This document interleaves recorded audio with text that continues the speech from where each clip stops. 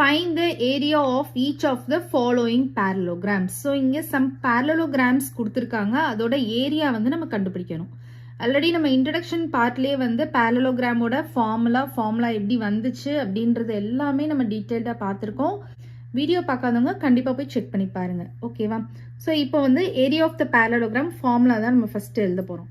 So area of parallelogram formula தான் எழுத போகிறோம். Area of parallelogram is equal to என்ன வரும்? base into height. ஸோ காமனாக நான் வந்து எல்லா சம்ஸ்க்கும் சேர்த்து ஒன்ஸ் வந்து ஃபார்முலா எழுதிட்டேன். நீங்கள் வந்து எவ்ரி சம் செய்கிறப்பையும் ஃபார்முலா எழுதி பண்ணுங்கள். அப்போ தான் ஃபார்முலா வந்து நல்லா மெமரைஸ் ஆகும். இப்போ இந்த ஃபர்ஸ்ட் ஃபிகரில் பாருங்கள், இந்த parallelogram-ல எது பேஸ்? இதுதான் பேஸ். ஹைட் வந்து இதுதான் ஹைட். ஸோ ஹைட் எப்படி ஃபார்ம் ஆகும் அப்படின்னு நான் சொல்லியிருக்கேன். ஏதாவது ஒரு வேர்டெக்ஸ்ல இருந்து ஆப்போசிட் சைடில் ஜாயிண்ட் ஆகணும், 90 டிகிரி ஃபார்ம் ஆகணும். அதுதான் ஹைட் ஆஃப் த parallelogram அப்படின்னு நான் சொல்லியிருக்கேன். ஸோ அப்போ இங்கே வந்து பேஸ் வந்து நமக்கு ஃபர்ஸ்ட் ஏசம்ல பேஸ் வந்து நமக்கு 7 இன்டூ ஹைட் வந்து என்னது 4. So 7 4s are 28. So 28 units வந்து ரொம்பவே முக்கியம். அண்ட் ஆல்சோ ஏரியா அப்படின்னா நம்ம ஸ்கொயர்ல எழுதணும். ஓகேவா? அப்போ 28 centimetre square is the answer. ஓகேவா? நெக்ஸ்ட் வந்து பி சம் பாருங்க. பி சம்ல வந்து பேஸ் என்னது? பேஸ் வந்து 5, ஹைட் வந்து 3.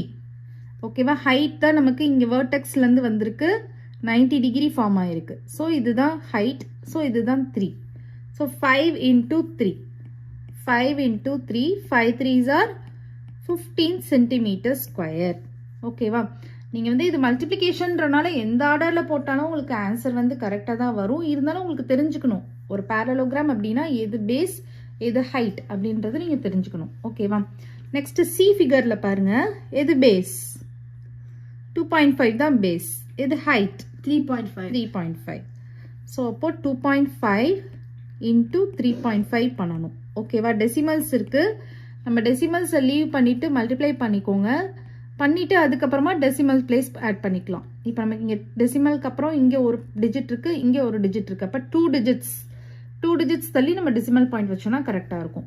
இப்போ 5 5s are 25, 2 carry, 5 2s are 10, 12, 5 3s are 15, 1 carry, 3 2s are 6, 7. So 5 7 8. இப்போ நமக்கு 2 டிஜிட்ஸ் தள்ளி பாயிண்ட் வைக்கணும் ரைட் ஹேண்ட் சைட்ல இருந்து. ஸோ 1 2. அப்போ 8.75